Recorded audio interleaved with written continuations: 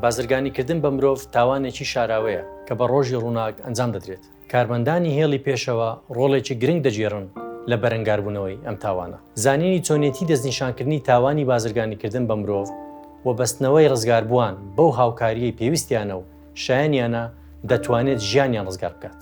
بە گوێرەی یاسای نەهێشتنی بازرگانیکردن بە مرۆڤ لە عێراق، یاسای ژمارە 28 ساڵی 2012 کە پەرلەمانی کوردستان بە یاسای ژمارە 6 ساڵی 2018 یاساکەی کارا کرد، مادەی یەکەم پێناسەی بازرگانیکردن بە مرۆڤ دەکات.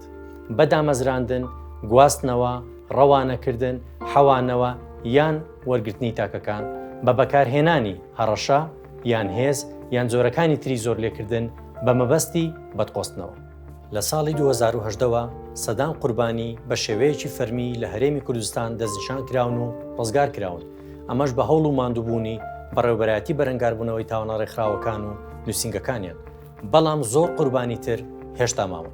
بازرگانان قازانج لە ململانێ و ئاوەرەبوونی خەڵک دەبینن، ماڵ و شوێنی بیناسازی و یانە شەوانەکان و ئوتێل و ئارایشگەکان دەکەن بە شوێنی تاوان. ڕێکخراو ناحکومیەکان ڕۆڵێکی گرنگ دەجێڕن لە هاوکاریکردنی قوربانیانی بازرگانیکردن بە مرۆڤ و ئەوانەی لە ژێر مەترسیدان لە ڕێگەی پێشکەشکردنی کۆمەڵی خزمەتگوزاری. نمونەی ئەمانەش دەستنیشانکردنی کەیس، بەڕێوەبردنی کەیس، خزمەتگوزاری یاسایی، خزمەتگوزاری دەرونی کۆمەڵایەتی، هەروەها داکۆچکردن لە لای دەسەڵاتە پەیوەنددارەکان بۆ دڵنیابنەوە لە بەرزڕاگرتنی مافی قوربانیان. کوردستان وڵاتی مەبەست و سەرچاوە و ترانزیتە بۆ قوربانیان و ڕزگاربووانی بازرگانیکردن بە مرۆڤ. جۆری جیاوازی بازرگانیکردن بە مرۆڤ لە هەرێمی کوردستان بەدی دەکرێت. هەندێک جۆر لەوانەی تر باوترن. بەدقۆستنەوەی کرێکار باوترین جۆرەکانی بازرگانیکردن بە مرۆڤە لە کوردستان.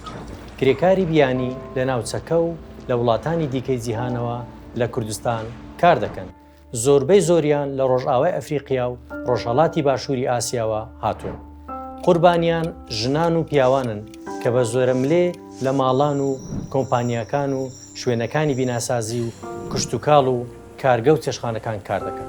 بەدقۆستنەوەی سێکسی بە شێوەیەکی سەرەکی ژنان و کچان دەگرێتەوە کە زۆریان لێ دەکرێت لە ئوتێل و مەیخانە و شوێنە تایبەتەکان سێکس ئەنجام بدەن. هەندێک جار بە ئۆنلاین ڕیکلام یان کار ئاسانی بۆ دەکرێت. سوالپێکردنی زۆرم لێ و شت فرۆشتن لەسەر شەقامەکان زۆر جار منداڵ و کەسانی بەتەمەن یان کەسانی خاوەن پێداویستی تایبەت دەگرێتەوە لە دۆخی مەترسیدار.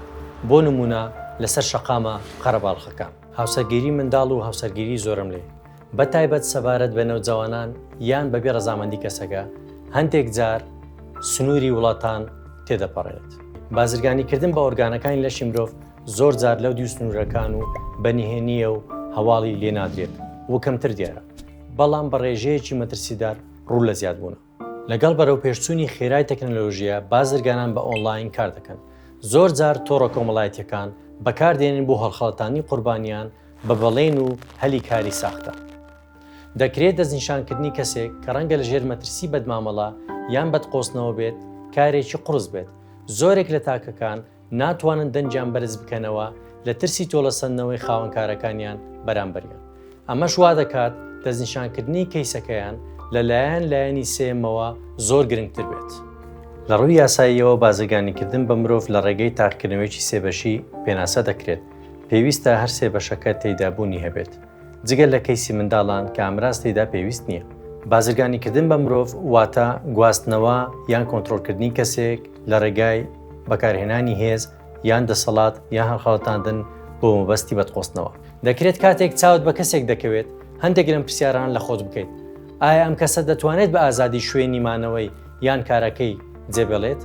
ئایا پاسەپۆرت یان ناسنامە یان مۆڵەتی کارکردنەکەی لەلایەن خاوەنکارەکەیەوە دەستی بەسەردا گیراوە؟ ئایا موچەکەی پێدەدرێت نەخراوەتە ژێر قەرز یان تێچووی لە ڕادە بەدەرەوە؟ ئایا نیشانەی بەدمامەڵەی لەسەر بەدی دەکرێت؟ شوێنی برینداربوون یان بەدخۆراکی یان شەکەتی پێوە دیارە؟ ئایا پێدەچێت کردداری کەسەکە یان وەڵامەکانی بۆ نووسرابێتەوە یان لەلایەن کەسێکەوە چاودێری بکرێت؟ ئەگەر دوو نیشانە یان زیاتر بەدیکرا ئەوە دەکرێت کەسەکە قوربانی بازرگانیکردن بە مرۆڤ بێت. تێبینیەکانت بنووسەوە و هەواڵ بە بەڕێوەبەراتی بەرەنگاربوونەوەی تاوانە ڕێکخراوەکان و نووسینگەکانیان بدە و سەلامەتی قوربانی بکە بە پێشینە.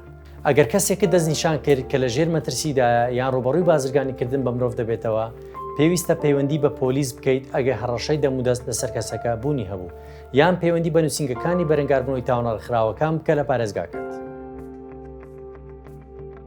دواتر ڕێنمایەکانی بەڕێوەبەرایەتی بەرەنگاربوونەوەی تاوانڕێکخراوەکان جێبەجێ بکە و پاڵپشتی گواستنەوەی ڕزگاربووان بۆ خانەیەکی داڵدەدانی سەلامەت بکە.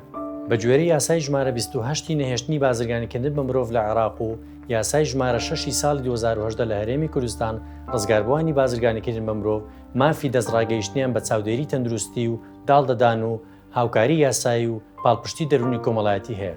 هەندێک ڕێکخراوی ناحکومی ناوخۆی و فەرمانگەی حکومی دیاریکرا و ئامادەن بۆ پێشکەشکردنی خزمەتگوزاری پێویست. بەڕێوەبەرایەتی بەرەنگاربوونەوەی تاوانڕێکخراوەکان پەیوەندی بە کەسانی شارەزا و ڕاهێنراوەوە دەکات بۆ پێشکەشکردنی پشتگیری پێویست لە کاتی پێویست.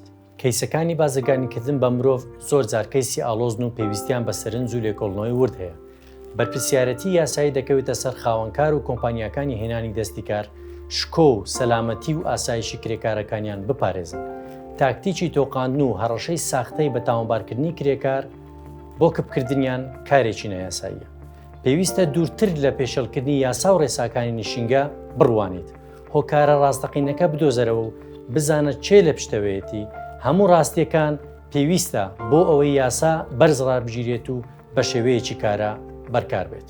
لە یادت بێت قوربانیانی بازرگانیکردن بە مرۆڤ تاوانکار نین. دیاریکردنی قوربانیان بە شێوەیەکی ورد و کارە بە پێی پرۆتۆکۆڵەکان دڵنیایی دەدات لە بەهەڵە سزانەدانی قوربانیان بەهۆی پێشەڵکردنی یاسای نشینگە یان یاسای کار.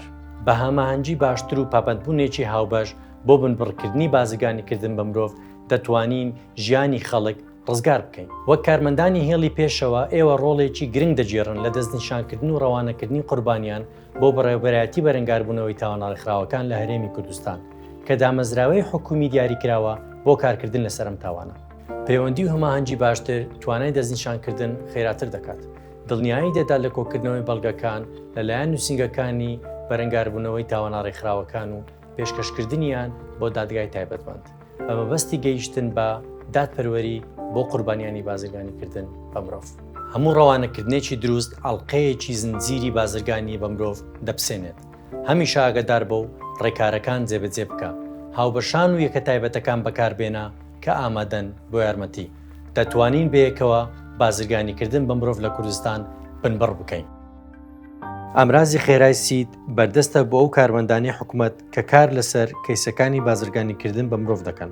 یەک لە تاقیکردنەوەی یاسایی 3 بەشی ڕوون دەکاتەوە بۆ ئەوەی کارمەندان بتوانن کەیسەکان دەستنیشان بکەن.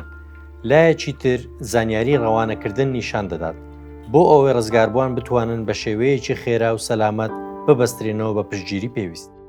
بۆ داڕژراوە ڕوون و ئاسان و بیراوێت ئەمەش هاوکاری کارمەندان دەکات وەڵامدانەوەی دروستیان هەبێت لە کاتی پێشکەشکردنی خزمەتگوزاری بۆ قوربانیان.